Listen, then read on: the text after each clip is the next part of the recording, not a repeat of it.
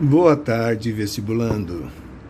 Nossa aula de hoje, nessa PP, é sobre as propriedades dos materiais e suas classificações. Vamos ver propriedades que podem ser gerais ou específicas, as propriedades podem ser extensivas ou intensivas, as propriedades podem ser físicas ou químicas.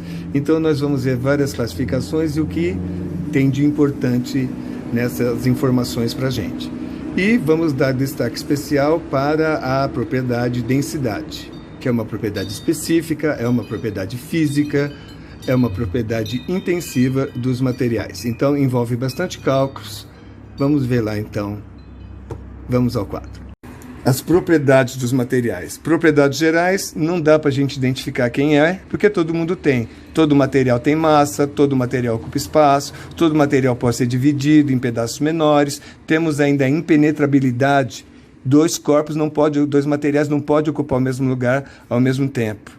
As propriedades específicas são as que interessam mais para a gente, porque elas podem identificar o material.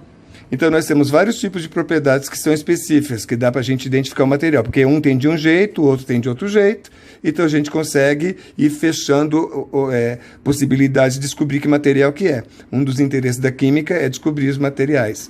Organolépticas, aquelas propriedades do material, as específicas do material, que a gente pode perceber com sentidos. Com a visão você vê se tem brilho, você vê que cor que tem. Com o nariz você percebe o olfato, o cheiro, se é gostoso, se é desagradável, se não tem cheiro.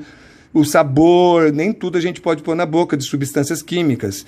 Mas se você põe, você sente se é salgado, se é doce, se é azedo. As propriedades químicas, como que o material reage? Você joga água no fogo, o fogo apaga. Joga álcool no fogo, explode. Então, cada material reage de um jeito, são propriedades químicas. O ponto de ebulição e o ponto de fusão são temperaturas que o material muda de estado físico. Isso depende de material para material. A solubilidade na água. A areia não dissolve na água. Sal dissolve. Então, propriedade específica. A densidade. Quanto que 1 litro do material pesa? 1 litro de água pesa 1 quilo, 1 litro de óleo pesa 800 gramas. 1 litro de ferro pesa 7 quilos. Propriedade extensiva e propriedade intensiva. As extensivas, quando depende da quantidade. A massa. 1 litro de água tem uma massa, 10 litros de água tem outro. O volume. 1 quilo de arroz ocupa um espaço, 20 quilos de arroz ocupa outro. O tempo para aquecer um copo d'água é um tempo e uma quantidade de calor necessário diferente de para aquecer 3 baldes cheios de água, né? Então depende da quantidade. Já o ponto de ebulição e de fusão, não importa a quantidade de água. Vai ser a 0 graus para a fusão, vai ser a 100 graus para a ebulição. Então aí já é intensiva, não depende. A densidade também não depende. A massa depende, o volume depende, mas no mesmo material, um dividido pelo outro, que é a densidade, não importa quanto tem. Isopor sempre vai boiar na água, por exemplo, o ferro sempre vai afundar. A densidade é massa dividido pelo volume. Se nós tivermos material com a mesma massa, o que tiver maior densidade ocupa menor volume. O que pesa mais, 1 quilo de algodão ou 1 quilo de chumbo? Os dois pesam 1 quilo, mas 1 quilo de chumbo é um pacotinho, 1 quilo de algodão é um pacotão. Se tiver com o mesmo volume, um pacotinho de chumbo, um pacotinho de algodão, então o chumbo vai ser mais pesado porque ele é mais denso. 1 litro de água pesa 1 quilo, 1 litro de álcool pesa 800 gramas, o álcool é menos denso. 1 quilo de água ocupa o volume de 1 litro, 1 quilo de álcool ocupa 1,25, ele ocupa mais espaço porque ele é menos denso. Quando nós temos uma mistura, a densidade da mistura será a média ponderada dos materiais. Por exemplo, o álcool 70, que está tão famoso. 70 gramas de álcool com 30 gramas de água, somando 100, que é o 100%. A densidade do álcool é 0,8, a da água pura é 1. Então, a densidade dessa mistura álcool 70, ela deve estar intermediária aqui. Então, vamos tirar a média ponderada. 70%, que é os 70 gramas dentro desse total aqui, 70 mais 30 de 100. 70 a porcentagem vezes a densidade dele, mais a porcentagem do outro vezes sua densidade, dividido pelo total, 100%, 70 mais 30. Deu 0,86. Então está intermediário entre os dois. Veja bem, entre 0 e 1, entre 0,8, desculpe, e 1, o ponto médio é 9. Daria essa densidade se aqui fosse 50%, 50%. Como tem mais do menos denso, deu abaixo do ponto médio, a média ponderada. Se tivesse mais água do que álcool, ia dar aqui, acima do ponto médio 0,9. Mas nunca poderia dar acima de 1, nem abaixo de 0,8. Tem que ser intermediário entre quem está misturado.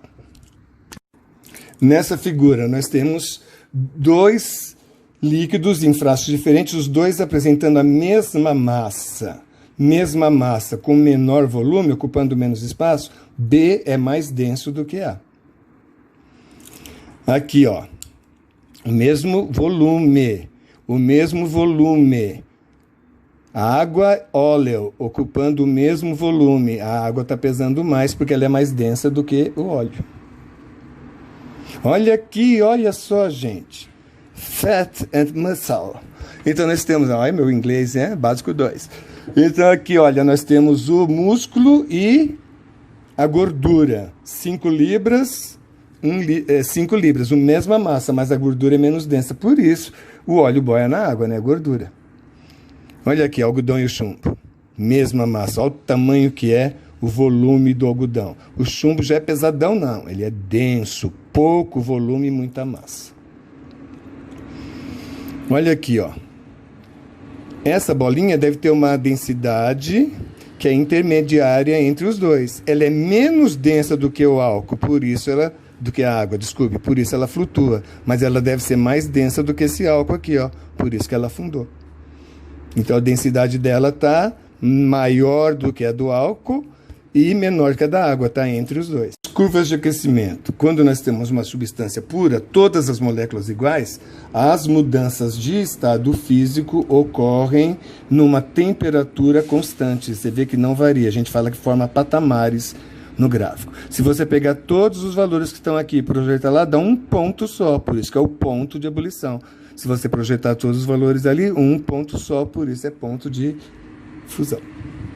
Aqui, ó, nós temos uma mistura homogênea comum, mistura homogênea ou solução. Não há temperatura constante, então não há ponto de fusão. Ele diz aqui ponto de fusão, ponto de ebulição variáveis. Também poderia ser chamado faixa, porque não fica um ponto só se você projetar. E faixa de ebulição. Então isso caracteriza uma mistura, ó, uma mistura comum. Não há temperatura constante durante as mudanças de estado.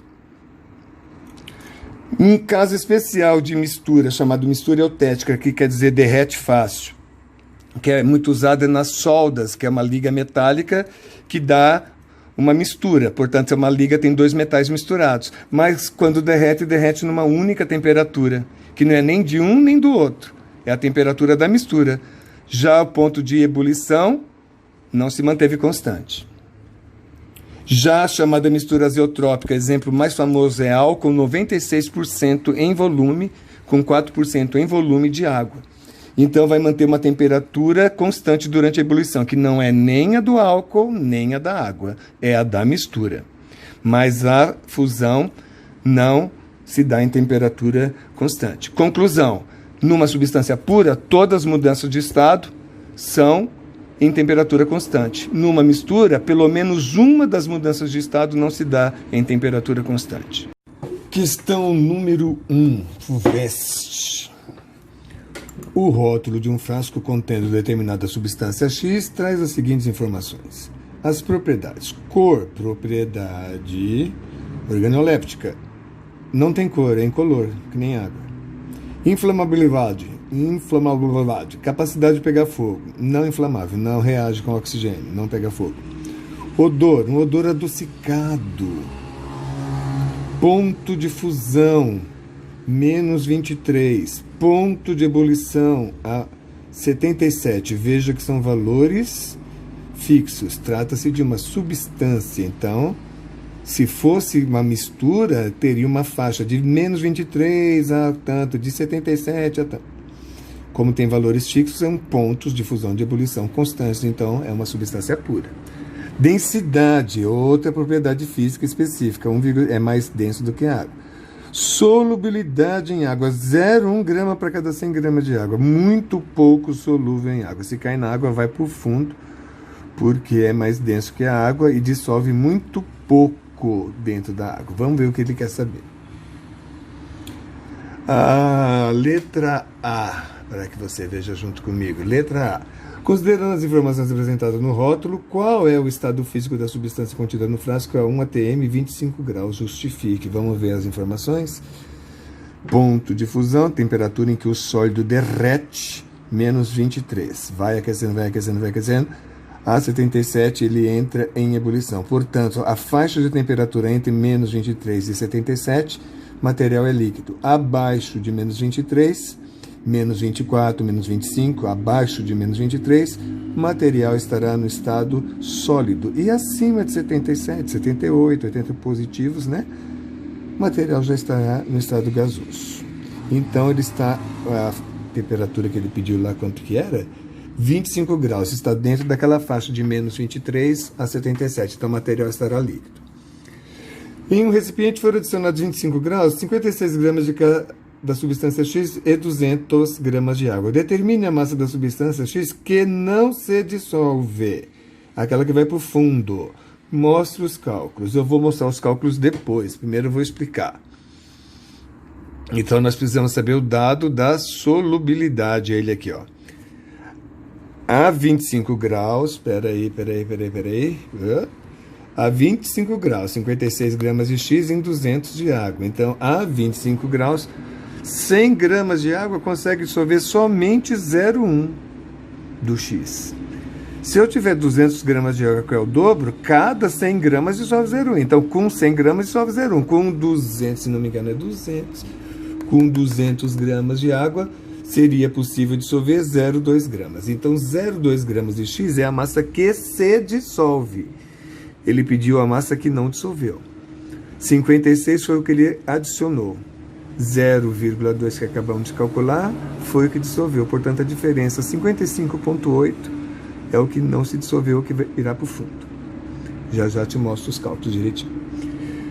Letra C. Complete o esquema da página de resposta, que é esse desenho aqui, representando a aparência visual, se está homogêneo, está heterogêneo, da mistura formada por X e a água. Quando decorrido certo tempo, não for mais observada nenhuma mudança.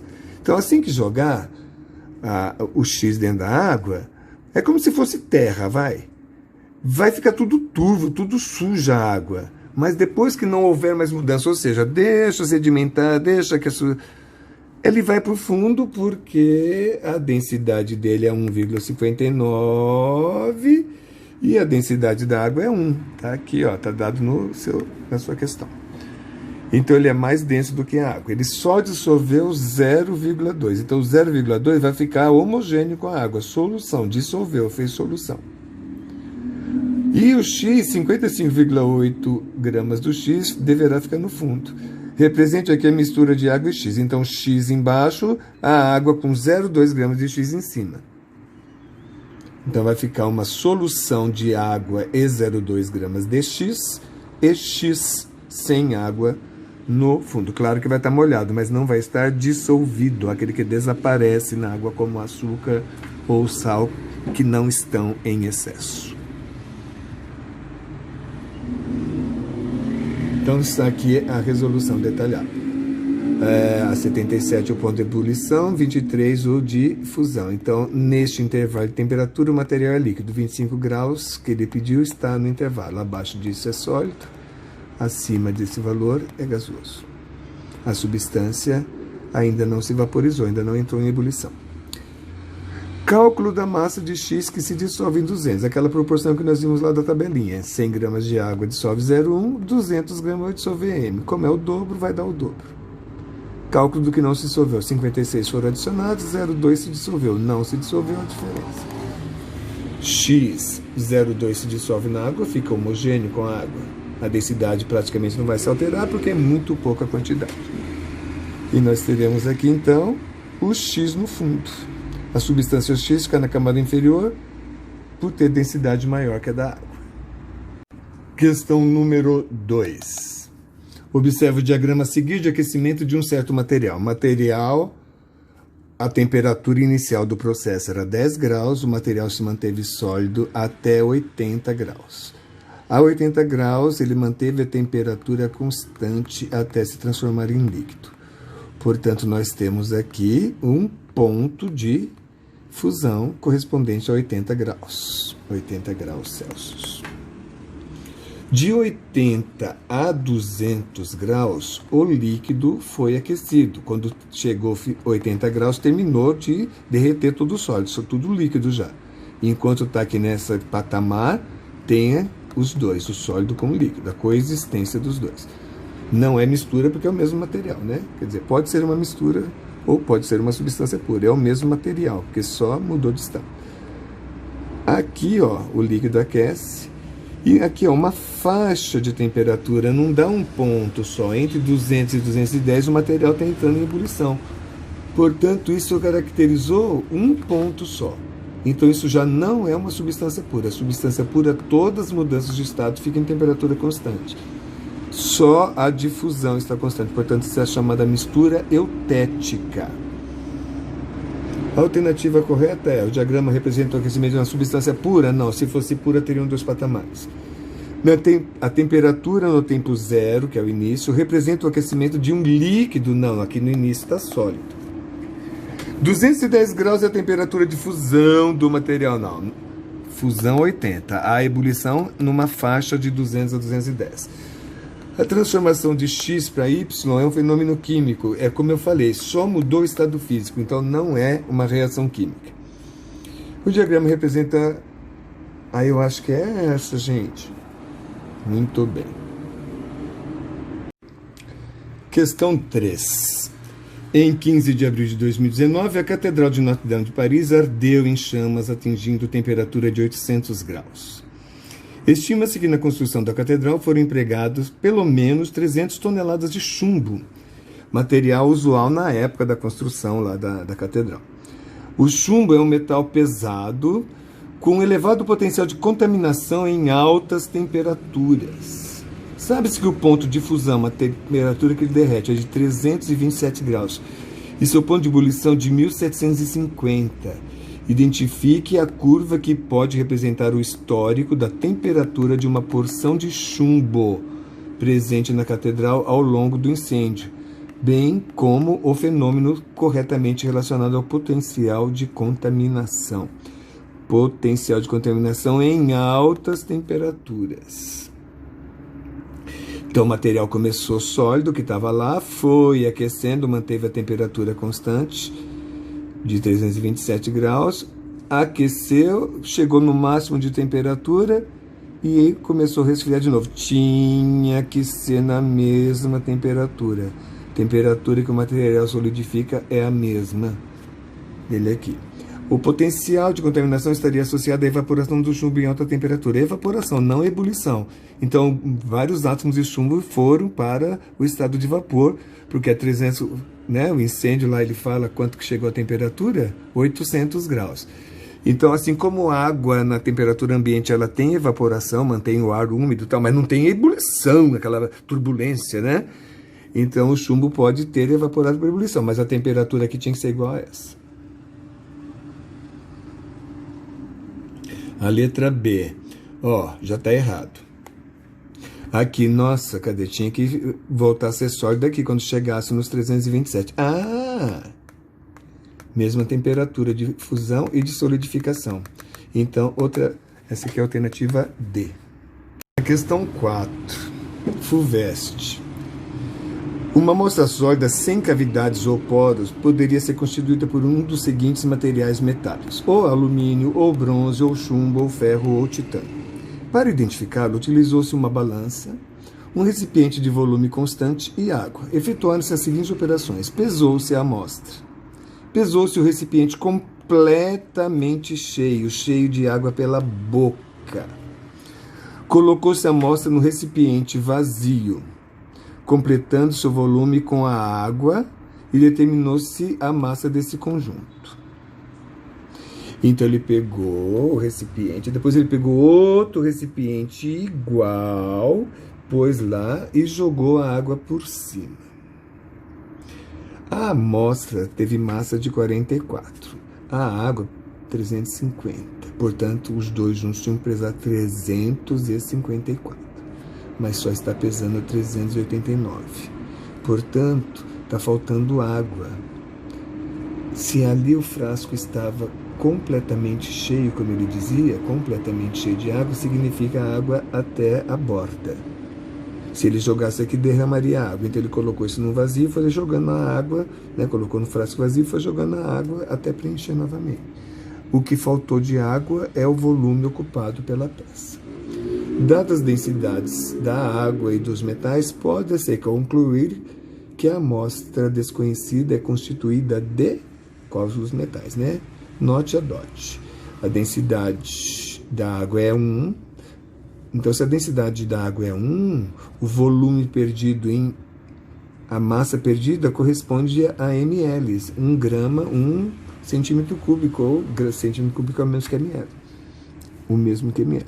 Alumínio é 2,7, o bronze, o chumbo.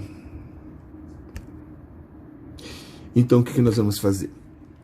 350 com 344, vai dar 394. Então, aqui a gente vai subtrair. Vai dar 5.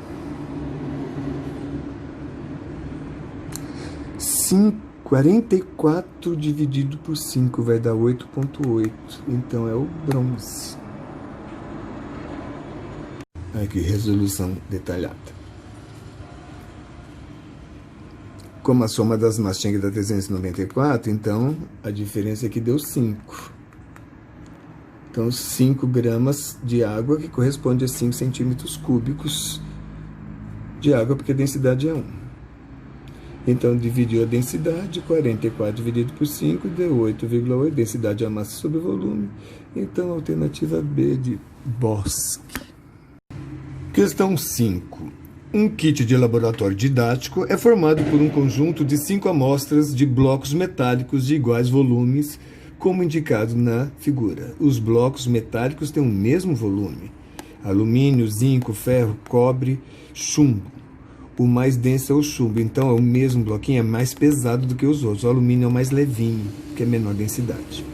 Ao utilizar o kit, o professor constatou que os blocos não estavam identificados e ainda faltava uma das amostras. Para descobrir qual era o bloco de metal que faltava no kit, o professor transferiu 500 ml de água para uma proveta e mediu a massa. Em seguida, inseriu os 4 blocos na mesma proveta com a água e mediu novamente o volume e a massa. Os dados do experimento estão representados na tabela a seguir. Vamos ver a tabela. Então, aqui a proveta, 500 ml de água, o volume medido, a massa 900. Portanto, a proveta aí deve estar com seus 400 gramas só a vidraria, né? A proveta com a água e os 4 blocos, 540. Então, o volume aqui, ó, aumentou por causa dos 4 blocos. Como eles eram de volumes iguais, se eu não me engano, eu li isso, blocos de volumes iguais. Blocos de volumes iguais, então, se deu essa diferença de 40 ml, 10 ml cada bloco. A massa que está aqui, ó, de 10 ml cada bloco, gente, olha aqui, vai pesar 10 ml, são 10 centímetros cúbicos, 27 gramas, 71 gramas, 79 gramas, 89 gramas e 113 gramas. Então, os 4 blocos, 10 ml cada um. A massa final deu 300, que é a diferença sem os blocos e com os blocos. Então, se tivesse faltando o chumbo, então aqui, ó, nós não colocaríamos a soma do chumbo. Vamos somar só os 4, daria 266. Então, não é o chumbo. Se fosse o cobre, aqui não colocou o cobre, a soma daria 290. Então, não foi o cobre. Se fosse o ferro, ó, não pôs o ferro, daria 300. 300. Então, era o ferro. Questão 6, Mackenzie. Certo posto de combustível comercializa um produto denominado gasolina aditivada, em que, segundo a ANP, Agência Nacional de Petróleo, Gás Natural e Biocombustíveis, deve conter 25% de etanol anidro em sua composição, além da própria gasolina. Em um teste de laboratório a 25 graus Celsius, detectou-se que a densidade dessa gasolina aditivada resultou em 0,3750, gasolina aditivada com etanol. Portanto, isso aqui é uma densidade da mistura, é uma média ponderada. Assim, é correto afirmar que o percentual de etanol anidro na gasolina aditivada é de X%. Então, se eu tiver X% de etanol anidro, eu vou ter 100 menos X% de gasolina. Então, eu vou tirar a média ponderada, X vezes 0,7 mais 100 menos X, entre parênteses, vezes 0,75 dividido por 100. Isso vai dar esse valor. Aí a gente isola o X e vamos ver o resultado. A densidade que é a média ponderada, densidade do álcool, densidade da gasolina. Então, nós temos X% e 100 menos X. Faz a distributiva. Temos aqui a resolução. Isolando o X, deu 30 litros de álcool. Então, nós temos aqui 30%. Questão 7, FAMERP. Para a realização de certa atividade experimental, os alunos de uma turma foram organizados em 5 grupos. Cada grupo recebeu uma amostra de um metal que deveria ser identificado. E por isso os grupos deveriam calcular sua densidade a partir dos valores de massa determinados em uma balança e de volume determinado por meio do deslocamento do volume de água contido numa proveta. As 5 amostras recebidas pelos estudantes apresentavam-se como superfícies polidas e suas características são indicadas na tabela. Alumínio, prateado, densidade 2,7. Cobre é avermelhado, 8,9. Chumbo é prateado, 11,3 a densidade. Ferro prateado, porque está polido, 7,9 de densidade. Zinco, também prateado por estar polido, 7,1. Todo mundo prateado, só o cobre que é vermelho. Após constatar que os grupos identificaram corretamente os metais, o professor fez as seguintes observações. O metal do grupo 1 tinha coloração avermelhada, portanto o grupo 1 ficou com o cobre. O grupo 2 tinha a menor densidade entre os metais, portanto é o alumínio no grupo 2. O grupo 3 tinha a massa 39,5 gramas e a proveta utilizada teve um volume deslocado de 25 ml e com água, e 30 ml com água mais amostra. Portanto, houve um deslocamento aqui de 5 ml. A densidade do metal é 39,5 dividido por 5, o que dá 7,9, portanto, era o ferro. O metal do grupo 4 tinha maior densidade do que o do grupo 5. Ninguém ainda tirou o chumbo, então já foi o alumínio, já foi o cobre, já foi o ferro. Então o do grupo 5, o do grupo 4 é mais denso que o do 5, então o do grupo 4 é o chumbo, o do grupo 5 só pode ser o zinco, letra B.